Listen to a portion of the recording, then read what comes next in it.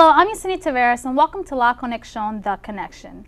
Today we're going to take a look at some of the obstacles undocumented immigrants face, some changes that have been made to the immigration regulations, and some resources that are available right here in Delaware.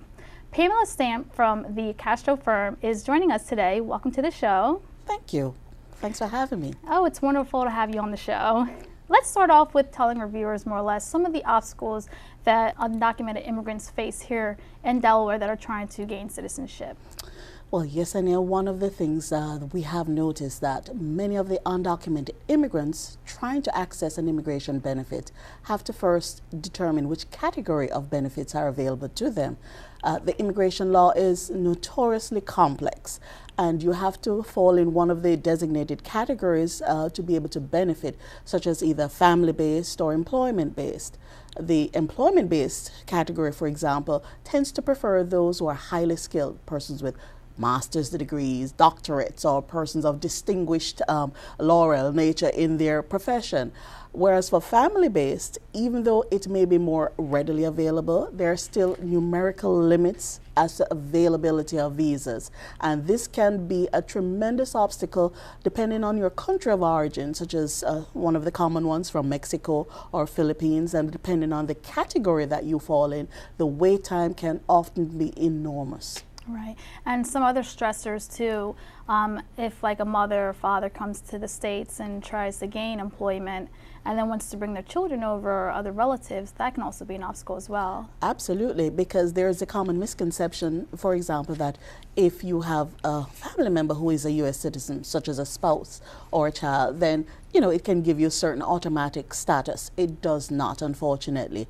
And so you have that separation that can occur because one family member is here, but they have no ability to petition for the other relatives to be able to come to join them. And unfortunately, until we have comprehensive immigration reform, some of these obstacles, really, there is no foreseeable solution for them.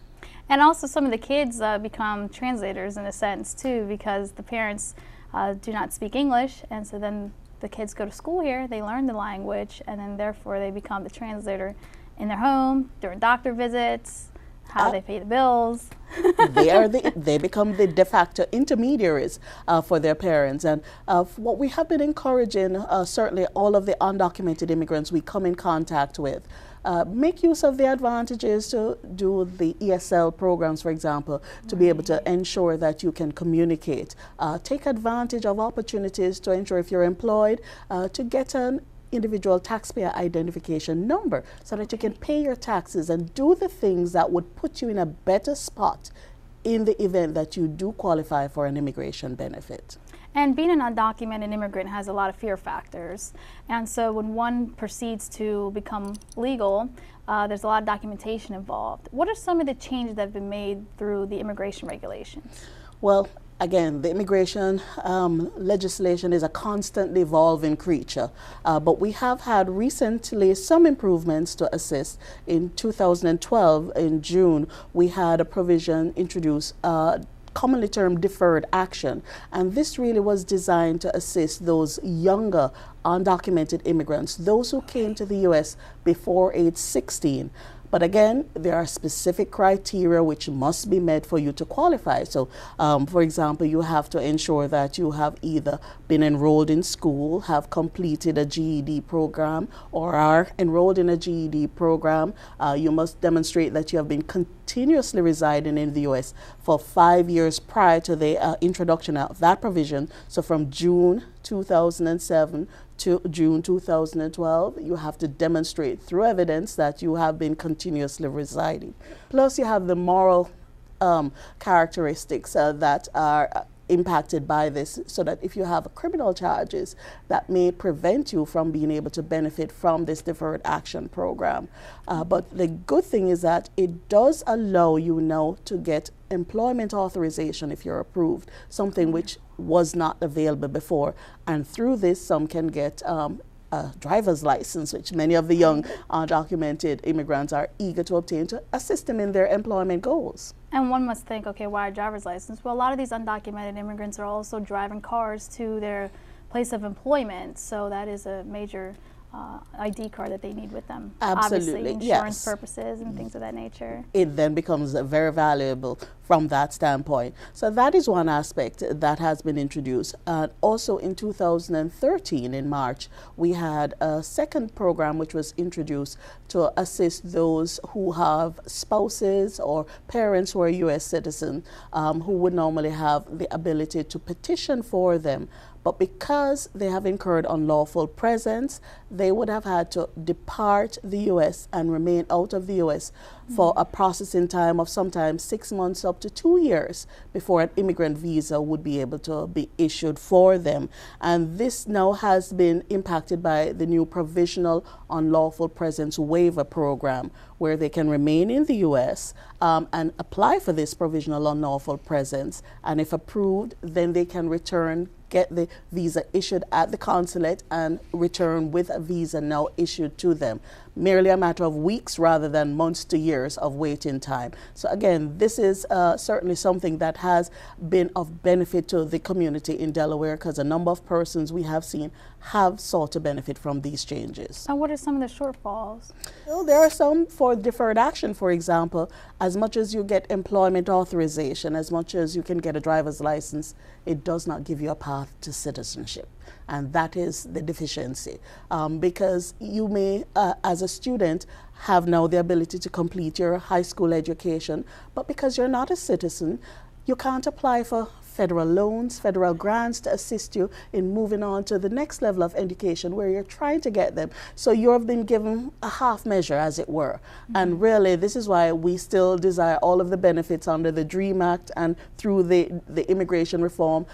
Once you get a program that involves moving you on a path to citizenship, that is really where the benefit, ultimate benefit, lies. And speaking of benefits, let's talk about some of the resources that are available here in Delaware and through the Castro firm. I know you guys are doing some things as well. Yes, absolutely. We have, at the Castro firm, have tried to impact the community through information and education. One of the greatest deficiencies we have seen, and one of the drawbacks, is that many persons go to the wrong source for information. So you have many in the community who are so-called notarios, who are not trained immigration attorneys and may give advice which can negatively impact your immigration applications. And we have seen clients where it has put them in a more detrimental position because of acting on such advice. So we have tried to host numerous seminars and workshops really to get accurate information available.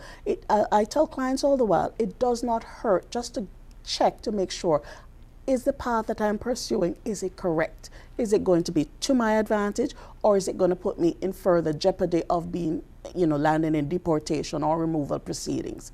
And so this is what we have tried to implement, because even for the legal fraternity, we have found many clients who have been faced with criminal charges, who have been told, it's not a problem. You can go and plead guilty. It's a minor offense. You'll be given probation, and that will be the end of it. But unfortunately for them, because they're undocumented, even though it may be a suspended sentence, it may be probation, they never serve a day of actual jail time, but the consequences can be catastrophic, because those criminal charges remain on the record for immigration purposes, and many have indeed landed them in deportation proceedings. So this is why we're trying so vigorously to ensure that the information is accurately disseminated to the community. We've done some workshops before in conjunction with some great partners we have through the LACC, through La Esperanza, through the United Way programs, and these have been great partners with us in helping to get these benefits out there. Our next immigration seminar is in fact going to be at the LACC on July the 7th at 4 p.m. So all are invited. It's free. You can come out, get your immigration questions answered by a trained immigration attorney. Wonderful. Well, thank you so much for your time, Pamela. I really appreciate it. Thank you ever so much for having us. We look forward to hopefully being back when we do have comprehensive immigration reform bill passed, and we can then allow benefits to spread to many more undocumented immigrants in our community. Yes, and I'm pretty sure they're looking forward to that as well. Absolutely. Thank you. We'll return after these short messages.